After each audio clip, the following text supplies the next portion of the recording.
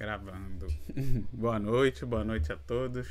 Com muita alegria, muita gratidão por mais esse nosso estudo de toda quinta-feira, às 7h30 da noite, que a nossa querida Casa de Emmanuel nos proporciona.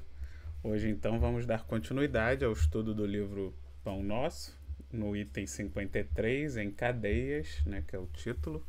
E hoje sou eu que vou guiar o grupo pelo estudo, com a colaboração de todos.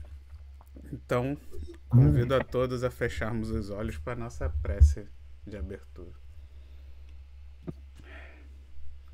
Obrigado, Senhor, por mais essa oportunidade de estudarmos, por todas as condições que o Senhor nos proporciona, materiais, né? Porque estamos no mundo material, precisamos ter, por exemplo, o computador, a internet para estarmos aqui, o tempo disponível, tudo que o Senhor permitiu que estivesse acontecendo no dia de hoje para disponibilizar esse tempo, esses recursos para o estudo da noite de hoje. Muita gratidão, Senhor, e que possamos fazer bom uso de todas essas bênçãos, fazendo, realmente colocando em prática em nossas vidas, porque isso é que é o mais importante. Fazendo por merecer essas bênçãos e essas disponibilidades através da prática de tudo isso que vamos aprender aqui na noite de hoje. Que esses irmãos de luz nos iluminem, abram nossas mentes para termos a melhor interpretação possível dessas palavras do nosso querido Mestre Emmanuel. Que assim seja e graças a Deus.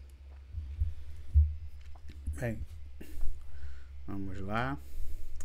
Hoje nós vamos adentrar nesse capítulo, né? Que o título é Em Cadeias, né?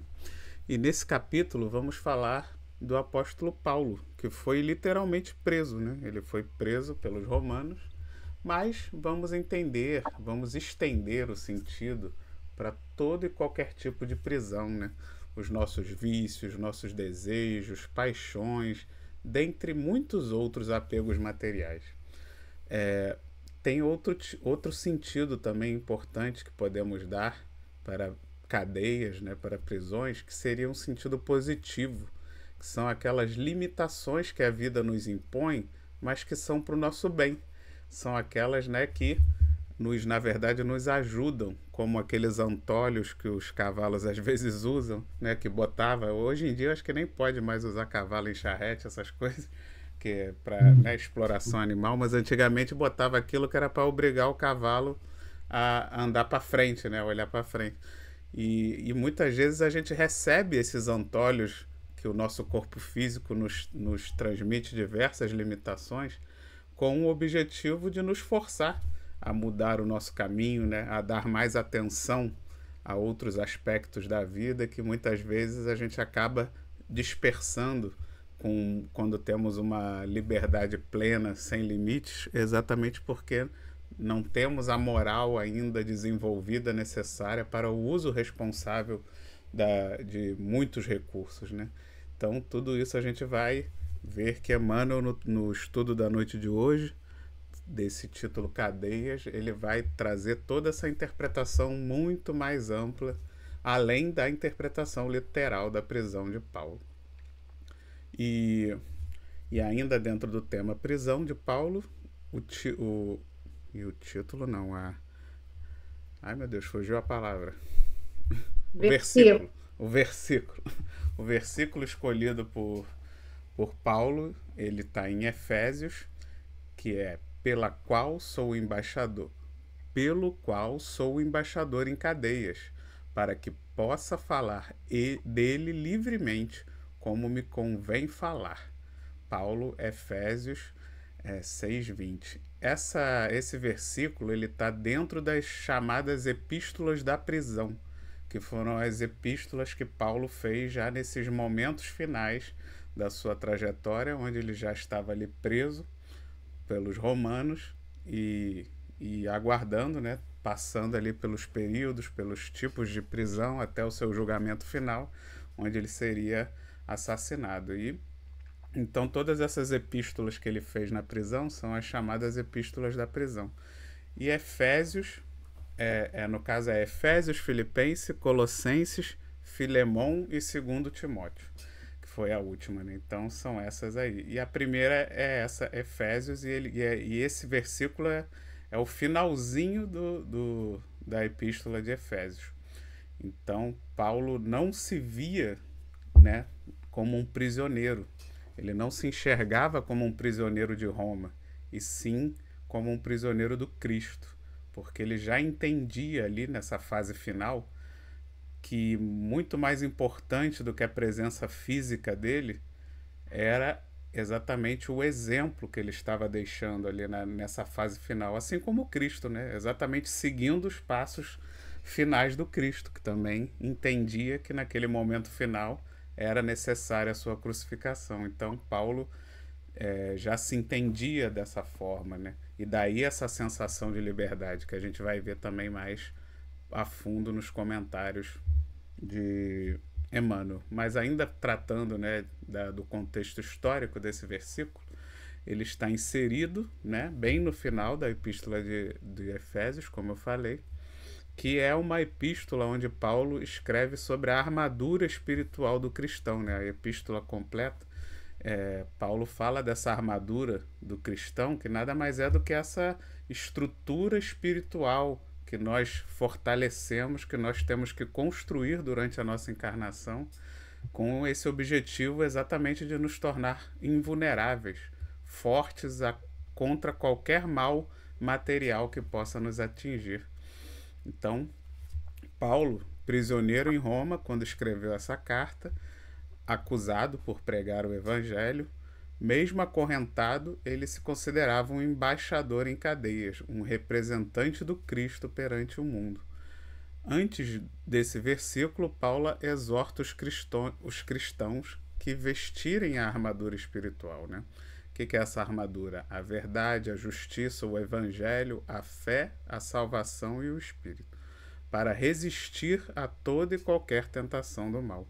Paulo ainda, no versículo, um versículo antes desse, no versículo 19, 18 e 19, dois antes, ele pede orações para que, mesmo preso, ele tivesse a força, né? Ele bota a palavra aqui, ousadia, de pregar o evangelho sem medo, como era o seu dever de apóstolo, né? E é o que muitas vezes nós também precisamos pedir, porque a gente tem que pedir orações sempre, né? E orarmos uns pelos outros, porque exatamente ninguém está livre, né, de escorregar, ninguém está livre de errar, e daí a necessidade de estarmos sempre uns orando pelos outros, né? Seguir esse exemplo de Paulo e estarmos sempre pedindo que façam preces pela gente, porque isso fortalece a nossa armadura do espírito, né? Essa nossa armadura espiritual, assim como devemos também orar para os outros. Então, esse era o contexto aí histórico desse versículo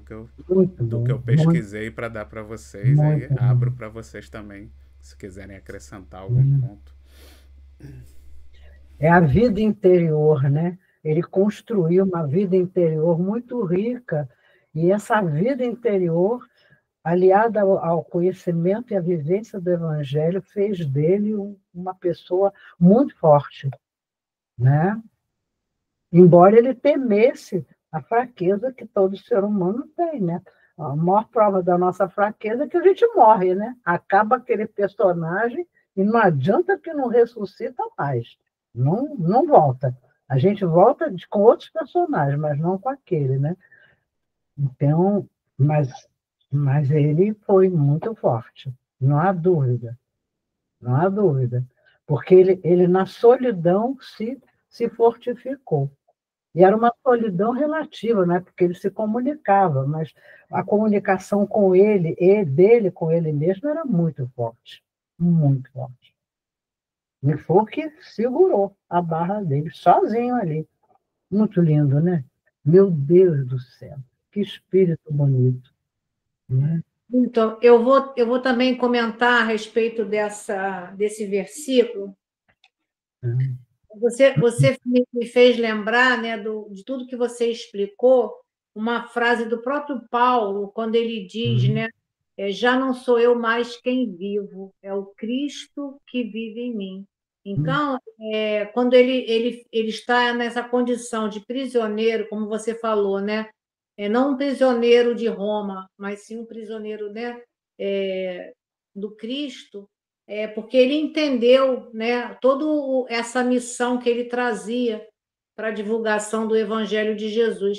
E o mais interessante desse capítulo é que a gente vê que a prisão não foi obstáculo para ele divulgar o seu trabalho como mensageiro.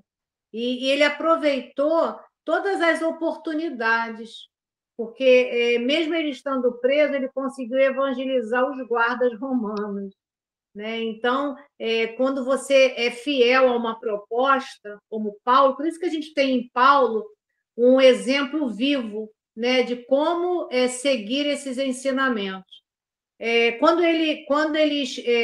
Como você já falou, né, que ele estava preso em Roma quando ele fez essa carta, só para a gente ter mais ou menos uma noção, né, de Éfeso. Éfeso, se a gente trouxer para os dias atuais, Éfeso, o território atual é da Turquia. Eu também vi isso. Lá nesse local já existia um templo chamado de Artemis, o famoso templo, mas também lá tinha uma sinagoga, onde Paulo também já pregava. E essa cidade é uma cidade importante para nós, porque foi lá que residiu João e Maria, né? Então, a casinha de Maria estava em Éfeso. Então, e também consta que essa carta ela contém um conjunto muito maior de recomendações práticas. Talvez por ser essas cartas já no finalzinho do trabalho dele, que ele traz para a comunidade como se manter reto com relação à conduta cristã, né? E que essa conduta ela saísse também dos templos. Você não é cristão quando você está na sinagoga, já que lá também tinha uma sinagoga onde ele pregava, mas que o povo naquele momento entendesse a proposta do Cristo além das fronteiras de um templo sagrado. Então, ou seja, praticar o evangelho no dia a dia. Foi o que ele fez. A oportunidade que ele teve, mesmo preso, foi de trazer o evangelho do Senhor Jesus. Isso aí. Bem, então vamos iniciando os comentários de Emmanuel. Observamos nesta passagem o apóstolo dos gentios numa afirmativa que parece contraditória à primeira vista. E é verdade, né? Não parece? É estranho, porque como é que agora preso ele se sente mais livre, né? Ele entende que a presença física não é o mais importante. Não. E que agora preso não teria mais o que temer pela sua liberdade, né? Que ele estaria ali realmente sem as amarras do medo e da privação da liberdade material imposta pelos poderes transitórios da época. Quando já não está, quantos já não estão mais presentes entre nós, mas que por terem vivido uma vida como embaixadores das prisões, ressoam seu legado até hoje, né? O principal deles é o Cristo, mas o próprio Paulo, Kardec, Chico, Bezerra de Menezes e tantos outros exemplos que temos de irmãos e de espíritos que viveram uma vida não aprisionada literalmente, não necessariamente preso como Paulo e o Cristo foram, mas presos ao compromisso, presos às suas obrigações, presos à sua moral, não é inabalável, como Paulo se revela, preso ao Cristo. O que significa estar preso ao Cristo?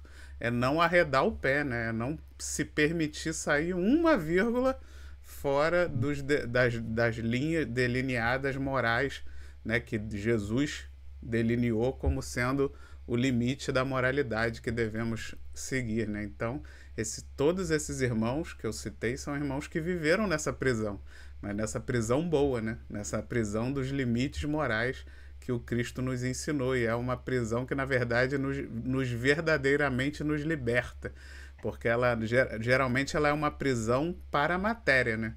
Quando você quer viver a moral do Cristo na matéria, você sofre Você vai ter todas essas prisões materiais recaindo sobre você, exatamente porque você vai querer viver uma vida diferente do que a maioria, do que a carne, do que o material te convida, né, a fazer. Só que, na verdade, essa prisão do Cristo na matéria se torna a liberdade plena do espírito depois de desencarnado, porque apenas espíritos puros. O que significa espíritos puros para a doutrina espírita? Aqueles que atingiram o grau máximo de evolução e que não necessitam mais encarnar, nem reencarnar. Esses sim têm a liberdade plena, né? Não tem nenhuma privação de sentido, poder, capacidade. Por quê? Porque Cristo sabe que esses irmãos que chegaram nesse ponto, Deus, né, sabe que esses irmãos que chegaram nesse ponto podem gozar dessa plenitude porque não farão mau uso dessas habilidades plenas. Então, a liberdade verdadeira é aquela interna, é a do espírito, né? Quando a gente fala interna, não é que está dentro do nosso organismo físico, é que está porque a gente imagina o nosso espírito dentro do corpo, mas na verdade nosso espírito ele é muito maior que o corpo, né?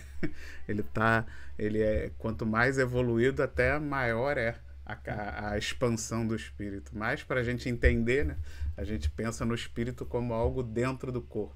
Então a liberdade está dentro da gente, no espírito. E aí eu também lembrei do caso de Sócrates, né, que quando foi lá pelos gregos ali, ele foi condenado a morrer com cicuta e sua esposa muito revoltada, né? Mas isso é injusto. É injusto o que estão fazendo com você. E ele fala, ué, você preferia que fosse justo, né? Você queria que fosse justa? Não, que bom que é injusto, que bom que eu estou morrendo injustamente, porque quer dizer que é assim como Paulo, assim como Cristo, eu estou morrendo pelo motivo certo, né?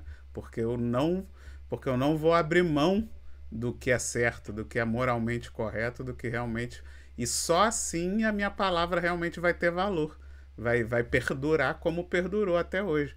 Porque se ele abre mão, como se o Cristo tivesse abrido mão, se Paulo tivesse abrido mão desse foco moral, mesmo que isso custasse a sua vida, com certeza a palavra deles não estaria ressoando até hoje. Porque é esse vínculo moral do sacrifício deles que faz perpetuar, que faz a gente até hoje querer ouvir e entender e compreender. Porque eles cumpriram essa moral até o fim. Não importa a prisão, né? Não importa o limite material que fosse colocado como empecilho, eles foram até o fim. E isso dá a moral, isso dá o suporte para que essa palavra ressoe até os dias de hoje, né? Então, a importância da gente desencarnar com a consciência limpa. Porque esses irmãos morreram como? Todos eles desencarnaram com a consciência limpa. E isso é um espírito puro. É quando a sua consciência está limpa. Isso é a pureza, é a da consciência. É ela que vai fazer quando você chega no mundo espiritual estar totalmente livre. Nós sabemos que não, né? A maioria de nós ainda vamos desencarnar com muitas prisões da consciência, porque ainda não conseguimos nos libertar das vicissitudes totais que ainda carregamos. E quando a gente desencarnar, a gente vai enxergar essas prisões com mais clareza, né? E aí vamos preparar novas reencarnações que vão nos ajudar nessa libertação. Bem, abro novamente para vocês. Isso é uma superioridade tão natural e não trabalhada de modo ostensivo, né? Como geralmente as superioridades no mundo são trabalhadas, sou o maior, né? Mas não foram trabalhadas, foram vividas com uma sinceridade, com uma humildade, que acabou botando todo mundo assim, ó, de boca aberta, percebendo a superioridade natural desses espíritos, né? É uma superioridade natural.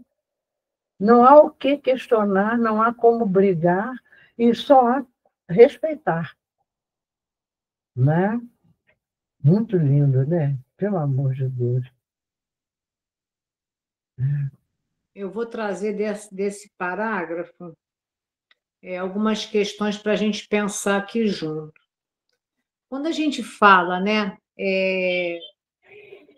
Quando o Emmanuel fala, né, dessa condição, né, que ele está preso, né, e ele se sente livre, primeiro porque, na realidade, ele sabia qual era a sua missão.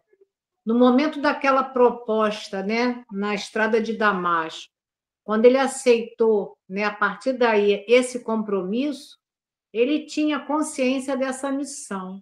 Então, essa missão, ele aproveitou, né, esses momentos que ele tinha justamente para propagar, né, esses ensinamentos do Cristo. Agora, o que também a gente pode pensar aqui, que esse momento era desafiador, né, para ele, com certeza, e para qualquer um de nós que estivesse numa situação dessa, né? Agora, era desafiador, mas não para esse espírito, que já entendia a proposta, né? Por quê?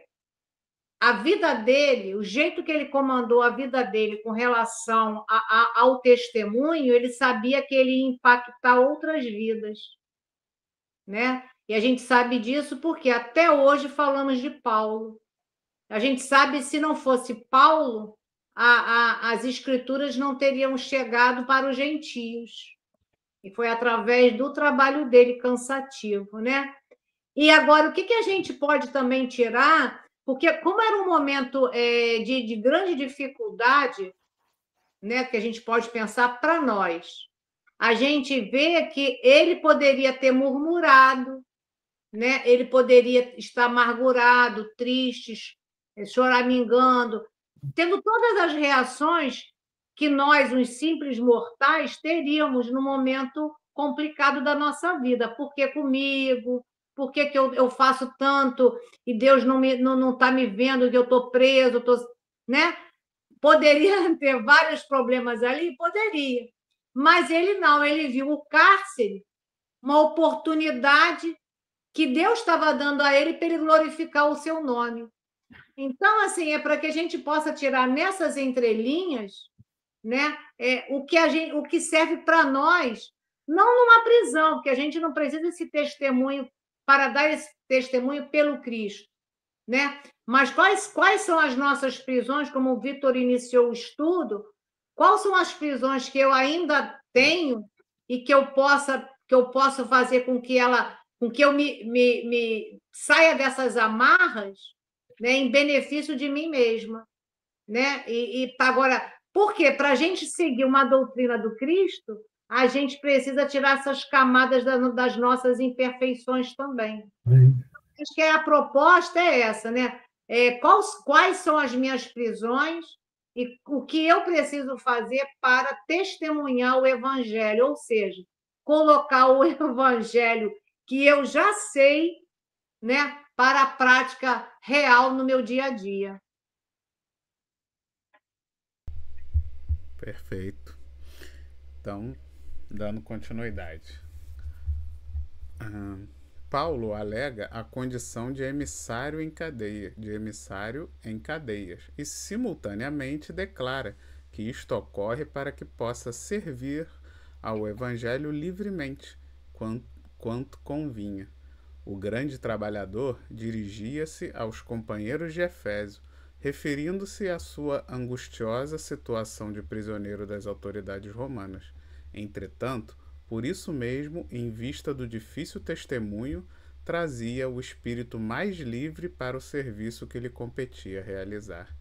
Então, são nas provas mais difíceis da vida que nos obriga a manter o foco no que interessa, e assim agimos com mais vigor e consciência no que realmente importa nessa vida, do que são os bens espirituais, né? Os bens intelecto-morais, né? O quanto a gente desenvolve o nosso intelecto através da sabedoria, do conhecimento adquirido e, principalmente, a prática do bom uso desse intelecto através da prática da moral do Cristo no nosso dia a dia, nos nossos trabalhos, nas nossas funções. O único que podemos carregar são esses bens imperecíveis, né? E a única coisa que levamos para o mundo espiritual. Geralmente, quando está tudo bem, quando a gente está com dinheiro, quando a gente está com saúde, quando ninguém ao nosso redor, né, dos nossos amores mais próximos, estão passando por nenhum tipo de grande dificuldade. Aí é que a gente geralmente o quê? A gente relaxa, né? A gente relaxa, a gente vai o quê? Querer aproveitar só viajando, só passando, só gastando dinheiro com besteira, com ilusões da terra, né? Com entretenimentos. Não estou dizendo que essas coisas não são importantes em algum nível, né? Equilibrado, dentro da hora certa, no lugar certo, dentro de um planejamento correto da nossa vida. Não estou dizendo que ninguém está proibido de se divertir, mas é muito comum, quando está tudo bem, a gente focar só nisso. A gente, né, não se preocupa com os outros, a gente acaba não se preocupando, vivendo uma vida mais relaxada, mais sem grandes preocupações, vivendo a nossa vidinha. Eu sempre digo que às vezes a gente acha que o mal do mundo é a maldade, né, a perversidade, porque muitas vezes a televisão, os meios de comunicação focam muito nisso, né? E aí a gente tem a impressão de que o mundo está acabando. Mas, gente, não é. Se você parar a pensar, quantas pessoas você conhece que são capazes de matar outra pessoa, de assaltar com uma arma? É uma minoria. Só que é uma Não minoria é uma barulhenta, minoria. né? É uma minoria barulhenta que dá a sensação de que o mundo está se acabando. Só que existe um mal muito maior do que essa perversidade, que é a indiferença, que é exatamente essa vida que todos nós, em algum grau, ainda vivemos. Porque nós ainda, em algum grau, uns mais e outros menos, somos indiferentes à dor do próximo, somos indiferentes ao sofrimento. Mesmo quem já trabalha, mesmo quem já faz trabalho voluntário, ainda somos indiferentes em algum grau, né? Menos do que alguns, mas ainda mais do que outros. A gente ainda vive uma vida onde a gente, né, eu tenho a minha casinha, eu tenho meu conforto, meu filhinho está na escola particular, eu tenho meu planinho de saúde.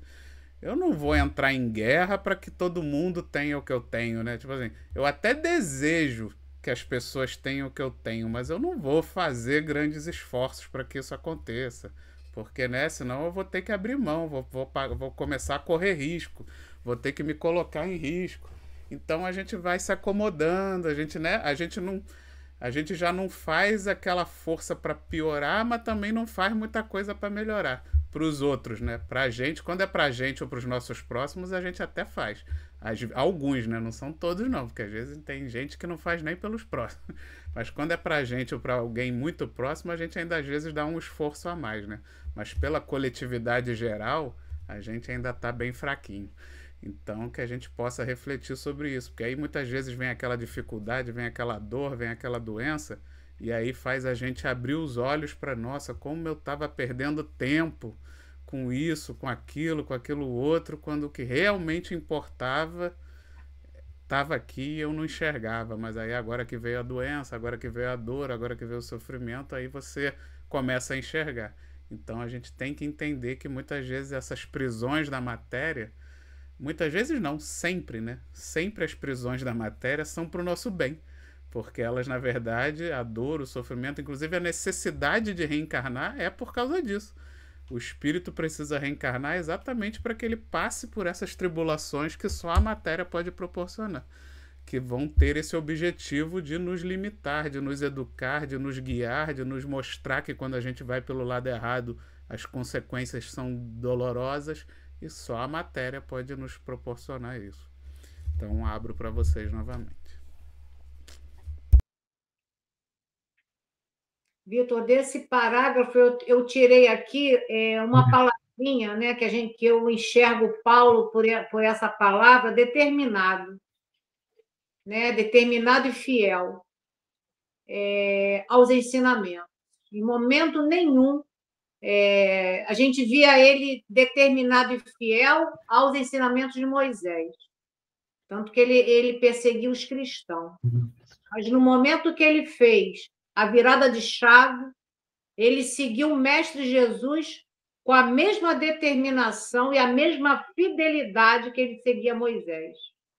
Então, isso é uma coisa do Espírito, que já entendeu a proposta, né, de ser determinado e fiel. Né? E eu também coloquei aqui, né, ele estava preso, mas não a sua mensagem, e tampouco a sua consciência. Ele tinha consciência do dever dele como o propagador, né, o que distribuiu, né, para todos nós, divulgou o trabalho do Cristo. Agora, você, com a tua fala agora, Vitor, eu peguei agora aqui o Livro dos Espíritos para trazer também para que a gente possa pensar, né, sobre tudo isso que você acabou de falar, né, os nossos interesses próprios. Quando Kardec fez uma pergunta no Livro dos Espíritos, que foi a 893, qual é a mais meritória de todas as virtudes? Paulo era um homem virtuoso, né? Os Espíritos disseram para nós: todas as virtudes têm seu mérito, porque todas são sinais de progresso no caminho do bem. A virtude, todas as vezes que há resistência voluntária ao arrastamento dos maus pendores. Mas a sublimidade da virtude consiste no sacrifício do interesse pessoal pelo bem do seu próximo, sem segunda intenção. A mais meritória é a que está baseada na caridade mais desinteressada. Então, aquela que está numa caridade mais desinteressada é a virtude que a gente precisa conquistar. E foi isso que Paulo fez, uma caridade desinteressada. Porque não sou eu mais quem vivo, é o Cristo que vive em mim. Essa era a proposta de um homem determinado, filho.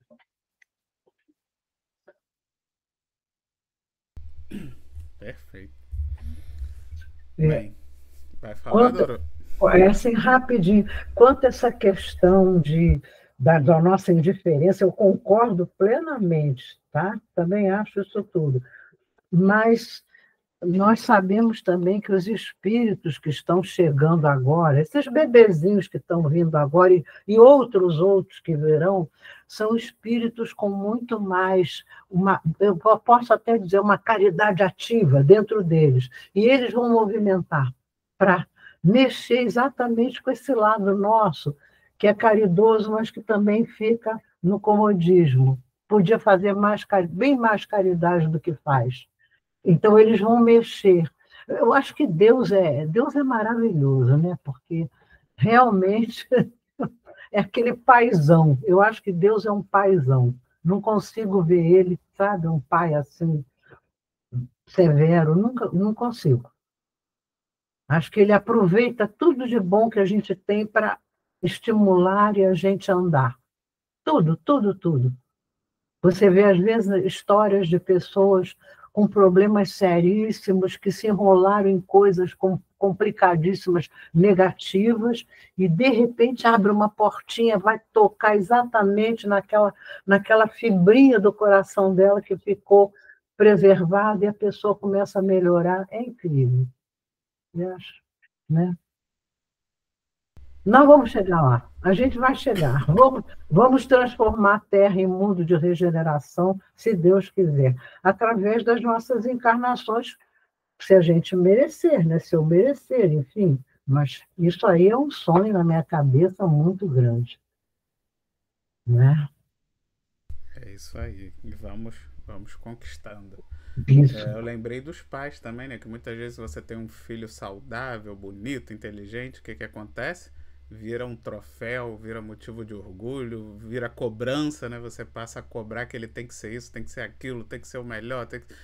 E muitas vezes, quando vem aquele filho doente, um filho com problema, ele acaba sendo muito mais amado no sentido de ser abraçado, Cuidado, né? coberto, cuidado, sem aquela cobrança, né? Então você vê como pra gente amar, a gente tem essa necessidade, né? Da dor. O certo era a gente amar o filho também que não é doente do mesmo jeito que a gente ama o doente. Cuidar e não ficar só na cobrança, nas coisas, né? Mas é o que eu falo, ainda é a nossa coisa do material, né? Do apego material, da necessidade da matéria. E aí a gente acaba cobrando exatamente por quê? Porque a gente sabe que tem que ter para conseguir dinheiro, para conseguir isso, aquilo. E a gente entra sem perceber muitas vezes nessa loucura, né? Que a gente tem que ter esse cuidado para não nos deixarmos, né, nos levar só por essas coisas. Então, continua Emmanuel. O quadro é significativo para quantos pretendem a independência econômica financeira ou demasiada liberdade no mundo a fim de exemplificarem os ensinamentos evangélicos. Então, muitos de nós esperamos não ter mais compromissos materiais, liberdade financeira, para só depois começarmos a trabalhar na seara do Cristo, né? Quando, na verdade, devemos desenvolver a vida em Cristo dentro das dificuldades e das limitações. Nosso compromisso, os nossos compromissos e dificuldades é que são a hora de ser cristão de verdade. Todo trabalho pode e deve ser consagrado a Jesus, não só aqueles nos ambientes religiosos, não só dentro, como a Júlia falou, não é só dentro da igreja, não é só dentro do centro espírita que a gente tem que consagrar a Deus os nossos trabalhos. Todo trabalho que a gente faz tem que ser consagrado a Deus. Eu sou contador, eu tenho que trabalhar consagrando a Deus. O que é consagrar a Deus o meu trabalho? É fazer o melhor possível, é fazer com que o meu cliente consiga, né, ter as melhores condições e informações para que ele consiga tomar decisões melhores possíveis, pagar os impostos de forma correta e justa para o bem e a manutenção das coisas que são coletivas. Então é isso, esse é a gente entender o nosso papel, o nosso trabalho e como a gente deve, né, cumprir a nossa tarefa dentro da sociedade de forma cristã. E não é ficar esperando, quando eu me aposentar, porque aí quando eu me aposentar eu vou ter tempo, aí eu vou me dedicar mais ao centro. Sim, tudo bem, você realmente vai poder se dedicar, caso você viva até lá, né? Porque porque ninguém sabe se vai viver até se aposentar, né? Ninguém tem certeza disso. Mas, com certeza, o dia que você se aposentar, você vai ter mais tempo para se dedicar a outras tarefas. Mas isso não quer dizer que agora que você não tem tempo, você não só pode, como deve se dedicar a muitas tarefas cristãs, sim. Porque a nossa vida é servir o Cristo o tempo todo. Você serve o Cristo dentro de casa, a forma que você lida com a sua família, com seus amigos, com os seus familiares. Você é cristão dentro do transporte público, você é cristão no seu trabalho, com os seus colegas de trabalho, com os que estão começando, com os que estão saindo, com os seus clientes, com os seus colaboradores, com alguém que você encontra dentro do elevador. Então a gente deve ser cristão o tempo inteiro e a gente não tem que ficar esperando. Mas aí eu tenho a minha mãe doente, aí como é que eu vou ajudar o próximo se eu tenho que ficar 24 horas cuidando da minha mãe?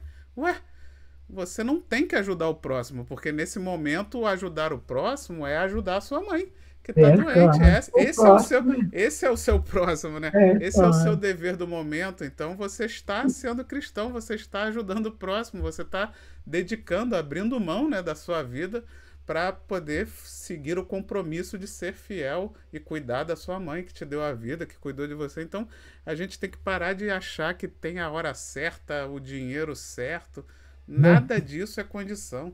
Tá lá, se você ler a Bíblia, Jesus, Paulo, ninguém esperou ter dinheiro, ninguém esperou estar rico, ninguém esperou estar saudável, ninguém esperou ter recursos financeiros para fazer nada. Pelo contrário, né? Você é mãos à obra com o que tem, com as ferramentas que estão disponíveis e faça a sua parte, como eu falei, sempre pensando em Deus. Qual é o meu objetivo com esse trabalho? Por que eu estudo?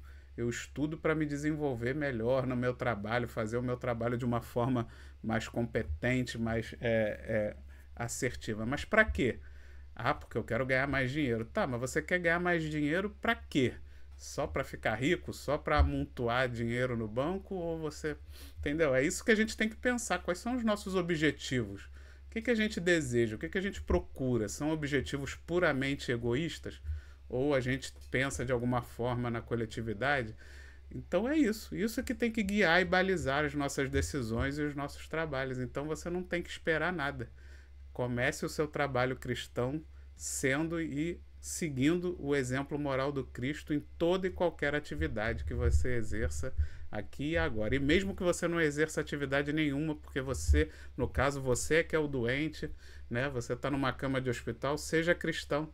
Tá lá no livro Céu e Inferno, um menino que era doente lá e que pediu o remédio porque ele não queria gritar para não incomodar os outros doentes. Então, seja cristão doente. Você não precisa exercer atividade, entre aspas, material nenhuma para ser cristão. Você pode ser um doente e ser um doente cristão, entrevado na cama, mas que tem também ali, que sabe a dificuldade dos enfermeiros que estão ali trabalhando 24 horas, então não vai tratar mal os enfermeiros, vai ter paciência, mesmo quando o enfermeiro, de repente, não cuidar de você do jeitinho que você achou que deveria ser cuidado, mas você vai ter paciência e compreensão. Então a gente pode ser cristão o tempo inteiro, O mesmo tempo que todo. esteja entrevado numa cama. Isso. Então era isso. Abro para vocês novamente. O momento que você sente raiva, parar, respirar, não falar com ninguém, se isolar, orar para se acalmar. Você está servindo ao Cristo nessa hora, né? São momentos difíceis que a gente tem, quando a gente fica magoada, né? Não é fácil, não. Né? Então, você tem toda a razão, você colocou muito bem. Você não precisa sair de casa para ser cristão, não precisa. Ali no dia a dia, né, você tem oportunidade. E até com você mesmo tem oportunidade de ser cristão. Né? Nesse parágrafo, Vitor, eu coloquei aqui para que a gente também possa pensar um pouco mais. Aguardar esse momento certo, né? Que é a proposta desse parágrafo, né? Quando eu tiver isso, eu faço aquilo, né? A gente vive uma existência temporária e impermanente. Então, dentro de uma situação que a gente vive, a gente está perdendo o que é a oportunidade de servir. Porque a gente não sabe que a qualquer momento eu posso não estar mais aqui e a oportunidade vai passar. Então, se a existência é temporária, porque aqui não é a minha casa verdadeira, e tudo aqui é impermanente, eu preciso ter a oportunidade, como Paulo mostrou ali, estava preso, aquela oportunidade foi o momento que ele divulgou o evangelho do Cristo, até para os guardas, né? Agora, e o que é vivenciar esse evangelho, como você explicou aí para a gente, né? Se você deu o exemplo aí de uma pessoa doente, talvez em casa, né? E como é que a gente pode vivenciar esse evangelho? É ter um procedimento íntegro, como você deu a explicação do seu trabalho, ser sincero, ser caridoso, ser leal. E isso envolve o quê? Tratar o próximo como gostaríamos de ser tratados. Então, essa é a proposta do Evangelho do Senhor Jesus e é a proposta que Paulo viu dentro daquele cárcere, o que ele podia fazer. Agora, eu peguei agora esse livrinho aqui, que é O Consolador do Emmanuel. Lá na questão 185, Emmanuel fala sobre o dever. E aí perguntaram para o Emmanuel quais as características de uma boa ação. E Emmanuel responde: a boa ação é sempre aquela que visa o bem de outrem e de quantos lhe cercam o esforço. É maior, mas eu acho que essa frase aqui do Emmanuel já faz a gente pensar. É isso. Perfeito. Então, dando continuidade, esse parágrafo que a gente vai ler agora é praticamente a mesma coisa do outro, mas ele complementa, né? Há muita gente que declara aguardar os dias de abundância material e as facilidades terrestres para atenderem o idealismo cristão. Isto, contudo, é contrassenso. O serviço de Jesus se destina a todo lugar, né? É muito comum a pessoa, eu vivo uma vida dura, eu não sobra nada, eu não posso ajudar ninguém. Mas se eu ganhar na loteria, Ah, eu ajudo todo mundo. Então, que absurdo, né? Você vai esperar ganhar na loteria? Quanto, então você vai passar a vida e não vai ajudar ninguém. A probabilidade, né, de você não ajudar ninguém é de 1 trilhão para 1, porque é a mesma probabilidade de você ganhar na loteria. Então, isso é um pensamento de quem exatamente não entendeu nada da mensagem do Cristo. Pois fazer tudo o que for possível, mesmo que moralmente não for correto para conquistar uma independência financeira, por exemplo, para depois você pagar as dívidas sendo um trabalhador do Cristo, é como ser como os fariseus. Você está louco. Você está querendo o quê? Você está querendo, então eu tenho que ficar rico, custe o que custar, né? Eu vou, mesmo que eu tenha que ser bandido, roubar, casa de aposta, né, que está na moda agora, eu faço o que for, mas aí, agora eu sou rico, aí eu vou pagar os meus pecados, né? Porque aí agora eu tô rico, eu vou fazer caridade como se estivesse passando uma borracha no que eu fiz de errado. Então é um contrassenso, né? Tá tudo errado quem pensa assim, né? Então Jesus exemplificou o contrário. Ele exemplificou o trabalho no bem, mesmo que não tenha nada, mesmo que você esteja mendigando migalhas, mesmo que você esteja passando, como Paulo, pela pior das injustiças, você continua fazendo certo, porque o seu objetivo exatamente não é ganhar dinheiro, não é conquistar a independência financeira, o seu objetivo não é nada disso, o seu objetivo é fazer o certo, é seguir os passos do Cristo, custe o que custar, né? Mesmo que isso, pelo contrário, te prejudique materialmente, né? Te traga problemas. E aí, se você tiver num grau como Paulo e Jesus estava, né? Ainda estamos longe, mas um dia chegaremos lá. Você vai ver que é o contrário. Quando esses males te atingem, aí é que é bom. Porque aí é que, se isso aconteceu é porque eu estou fazendo certo. Porque se eu tivesse fazendo o que todo mundo faz, não teria me acontecido. Se eu tivesse mantendo o status quo do jeito que tem que ser, não teria me acontecido. Então, se aconteceu esse problema é porque eu estou fazendo certo. E essa prisão material, como aconteceu com Paulo e como aconteceu com Sócrates, é a prisão do corpo, mas não é a prisão exatamente da mente. A prisão da consciência, onde quase todos nós nos encontramos, né? Nós, de alguma forma, como eu falei, em maior ou menor grau, somos presos, né? Nós estamos presos a essas amarras, aos medos, ao medo de perder, ao medo de ser preso, ao medo de ter consequências materiais para nós e para nossa, geralmente para nós e para os nossos próximos, né? Porque também se for para o vizinho que se dane. Então a gente ainda tem muito esse pensamento, né?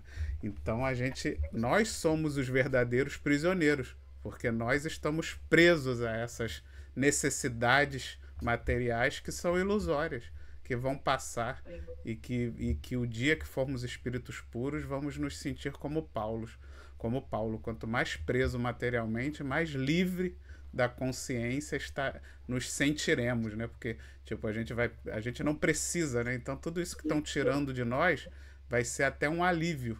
Como Paulo se sentiu, acho que foi a Júlia que falou, né? Se sentiu até, agora eu não tenho mais essas amarras, essa obrigação de estar presencialmente aqui e ali, porque eu estou preso. Então isso, na verdade, me dá mais liberdade para eu escrever, para eu mandar as mensagens, para eu me comunicar com todos e não só com aquele lugar onde eu estou presencialmente. Então você começa a enxergar as oportunidades que se abrem quando tiram de você essas coisas materiais que hoje nos são muito caras, né? Nos são muito importantes, mas que vão perdendo a importância conforme espiritualmente a gente evolui. É difícil, é complicado, né? Mas é o exemplo que os nossos mártires nos dão. Então, eu sinto informar, mas quem quer seguir os passos de Jesus não vai ter vida boa aqui na Terra, não. Pelo menos por enquanto. Enquanto estamos num mundo de provas e expiações. Abro novamente para vocês. O microfone da Dorota do microfone. De vez em quando ele... Não, está direito. Não, é que a gente acho que tá dando para ouvir aí algum barulho no fundo da sua casa. Aí eu não sei se dá só para desativar e ativar quando for falar. Vitor, desse parágrafo. Sim, quando eu falo, vem algum barulho, é isso? Tá. desse parágrafo, eu tirei aqui o que o Emmanuel colocou como atenderem ao idealismo cristão. Aí eu coloquei aqui que esse idealismo cristão, na visão espírita, que aí a gente vai trazer para a gente, né? É a busca pela vivência dos ensinamentos do Cristo, que é o nosso idealismo, né? A gente quer vivenciar os ensinos do Cristo, né? Com foco. Qual é o foco dessa vivência do Cristo? Né? Desses ensinamentos? É a prática do amor, da caridade e a busca pela nossa evolução espiritual. Vencendo o quê? O que você já até falou aí, Vitor. Dogmas e rituais. Porque a gente está muito colocado em quadradinhos que deveria ser assim ou assado, né? E a gente precisa sair dessas amarras, porque esse idealismo cristão tem que ser o quê? Alguma coisa que eu me transforme, né? Agora, de dentro para fora, né? Começar a melhorar para quê? Para que a gente possa praticar o amor e a caridade. Essa é a base da nossa da fraternidade, né? Do que Jesus trouxe para nós, né? E é isso que a gente precisa entender. É isso aí. Bem, então, dando continuidade, Paulo, entre cadeias, se sentia mais livre na pregação da verdade. Naturalmente, nem todos os discípulos estarão atravessando esses montes culminantes do testemunho. Todos, porém, sem distinção, trazem consigo as santas algemas das obrigações diárias no lar, no trabalho comum, na rotina das horas, no centro da sociedade e da família, né? Então, tudo que a gente já falou até aqui, né? Nem todos nós vamos nos sentir como Paulo, não estamos preparados, né? Para suportar privações tão pesadas e ainda assim conseguir enxergar e tirar o proveito necessário dessa situação. Mas a gente aprende que Deus não dá a cruz do tamanho que a gente não possa suportar, né? Então a gente tem que ter fé nisso e pedir a Deus, pedir a espiritualidade que nos ajude a suportar e nos ajude a enxergar essas dificuldades com os bons olhos, né? Como Paulo, enxergando ali, na verdade, uma maior liberdade diante da cadeia física, né, e material.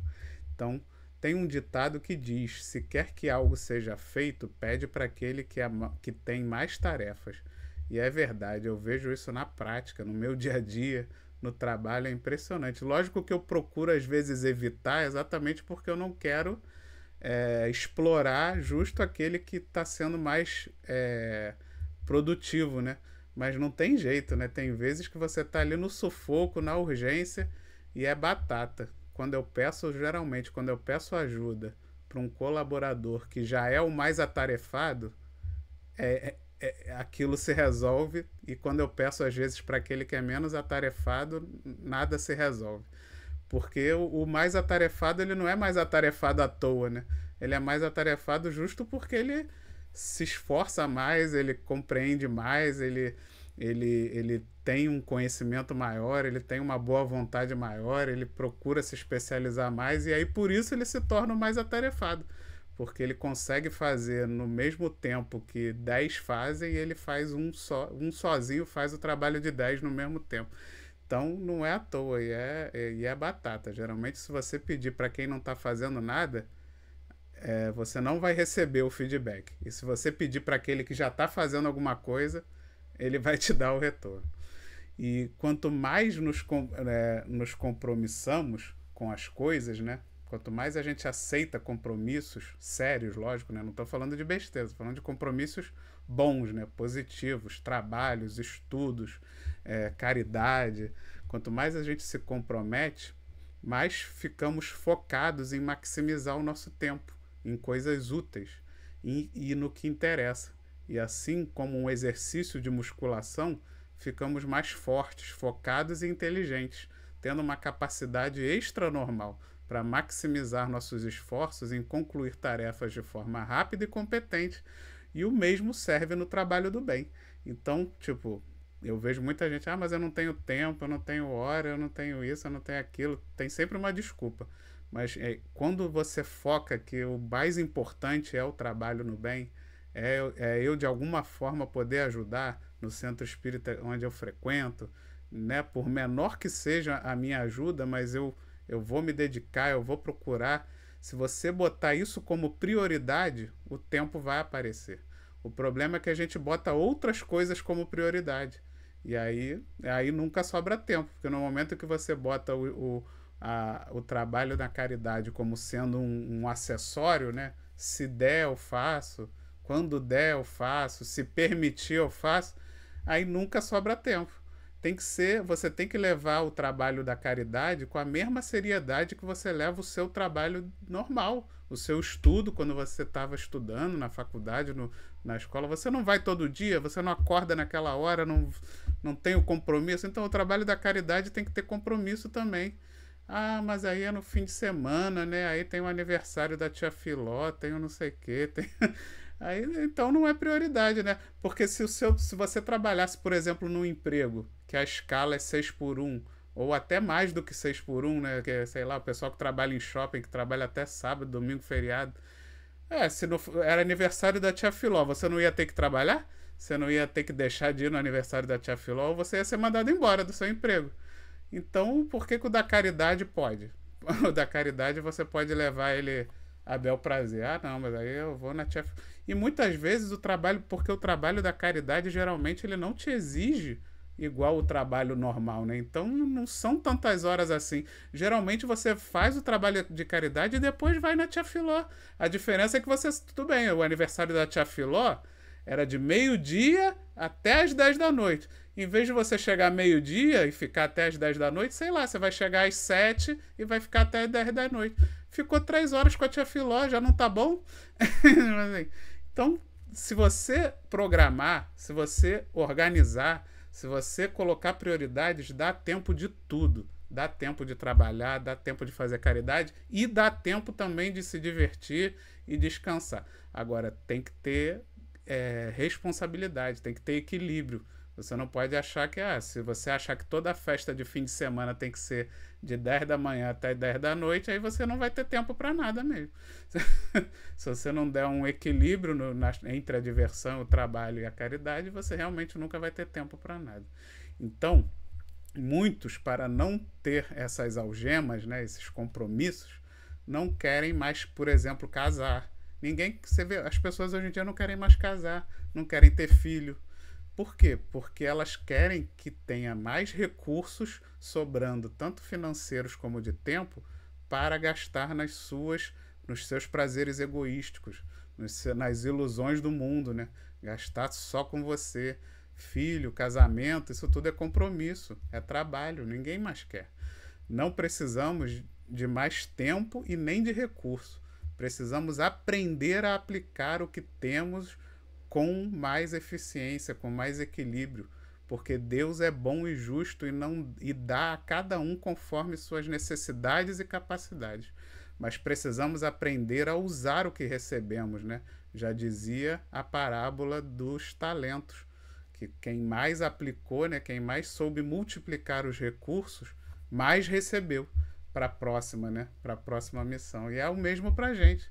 Se a gente quer ter uma vida na próxima encarnação com mais recursos, e quando eu digo recursos não é só dinheiro, é recursos em todos os sentidos, dinheiro também. É dinheiro, é inteligência, é acesso, né? Acesso à educação, ao estudo. Muitos amigos para colaborarem e trabalharem com você, você precisa, com os recursos que você tem hoje, multiplicar, porque aí esses recursos serão ainda mais abundantes para a sua próxima encarnação.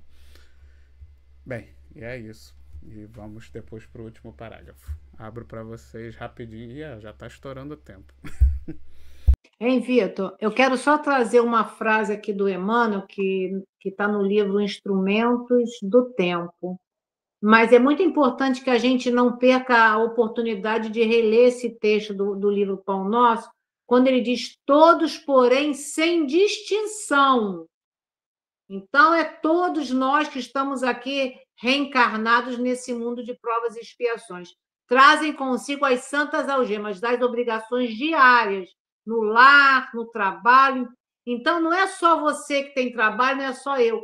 Sem distinção, são todos nós.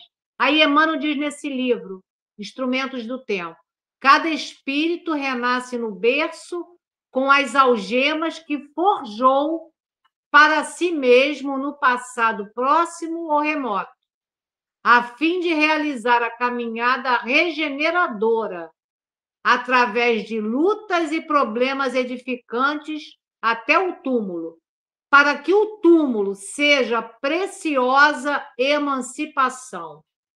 Então, cada espírito renasce aonde tem o compromisso. Depois não pode dizer que aquele compromisso era demais, porque não é. Perfeitamente. Não vamos parar de chorar e botar a mão na obra com as ferramentas e materiais disponíveis, porque é o que a gente precisa, é o que a gente necessita. E por fim, para finalizarmos, ninguém, portanto, tem de quebrar as cadeias em que se encontra na misteriosa suposição de que se candidatará a melhor posto nas oficinas do Cristo. Somente o dever bem cumprido nos confere acesso à legítima liberdade. Então não vai adiantar buscar atalho, não vai adiantar fugir dos compromissos, pois a vida sempre vai dar um jeito de nos trazer o que é nosso por direito, para o bem ou para o mal. O máximo que conseguimos é postergar por algum tempo o que depois virá, ainda maior e mais forte.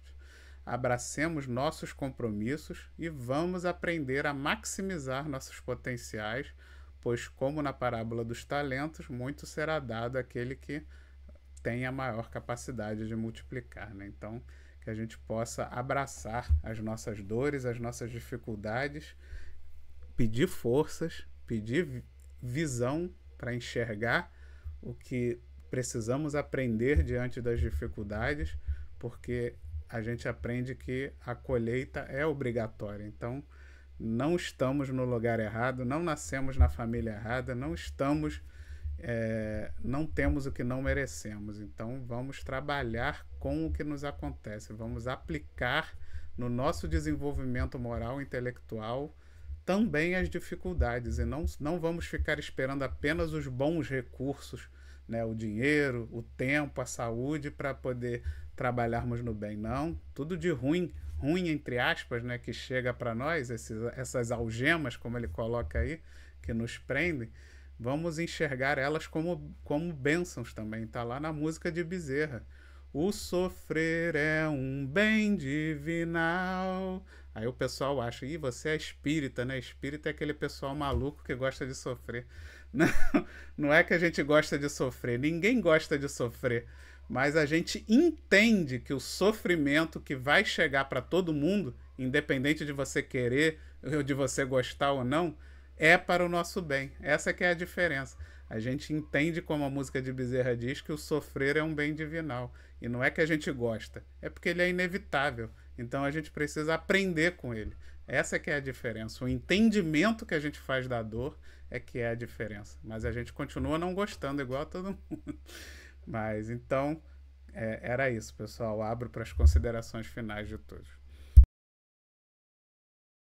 Hein, Vitor? Eu vou trazer, para finalizar, o exemplo que eu acho que cabe muito certinho aqui, quando o Emmanuel diz que ninguém tente quebrar essas cadeias, porque a gente está no lugar certo, renasceu lá, aonde tinha com compromisso assumido. Aí eu vou trazer o exemplo de Joana de Cusa. Casada com alto funcionário de Herodes, Joana tentar expor ao marido a sua nova crença em vão. Trazendo a alma torturada, certa vez procurou o mestre para lhe falar das suas lutas e desgostos. Jesus a ouviu longamente e depois ponderou: Joana, só há um Deus, que é o nosso Pai, e só existe uma fé para as nossas relações com o seu amor. Todos os templos da terra são de pedra, Eu venho, em nome de Deus, abrir o templo da fé viva no coração dos homens. Por fim, Jesus lhe recomenda que volte ao lar e ame seu companheiro, despedindo-a com um vai, filha, ser fiel, uma inflexão de tal carinho que ela jamais haveria de esquecer. Retornou ao lar e transformou todas as suas dores no hino de triunfo silencioso em cada dia. Procurou esquecer as características inferiores do marido, enaltecendo o que ele possuía de bom. Então, ela queria seguir o Cristo, abandonando a casa, o marido, porque o marido não comungava com as ideias dela. E Jesus disse para ela: vai, filha, ser fiel ao meu evangelho, lá aonde o compromisso te espera, com um marido que não aceita os meus ensinamentos, mas é lá que você tem que cumprir. Então, a gente sempre busca o fora. E a gente precisa entender que nós estamos no lugar certo, aonde a reencarnação nos colocou. E a gente precisa florir aonde Deus nos plantou. A gente tem que ter cuidado, inclusive, para não ficar indo muito no centro. E aí, como você falou, muitas vezes as pessoas vão no centro, às vezes todo dia, toda hora. E aí você aí, que pessoa legal, né? Compromissada. Ela tá fugindo de casa. Às vezes a pessoa prefere ficar todo dia no centro para não ter que encarar os desafios do lar, né? Então, que a gente tenha esse cuidado, né? Para seguirmos esse exemplo que Jesus falou para Joana de Cusa. Vamos sim, vamos ao centro, vamos tentar nos comprometer lá o máximo possível, mas que esse máximo possível não signifique fugir das nossas tarefas de casa, com os nossos familiares e com as nossas obrigações profissionais também, né, de trabalho e tudo. Quero agradecer a todos, agradecer a presença de todos, agradecer principalmente a Deus pela oportunidade desse estudo da noite de hoje.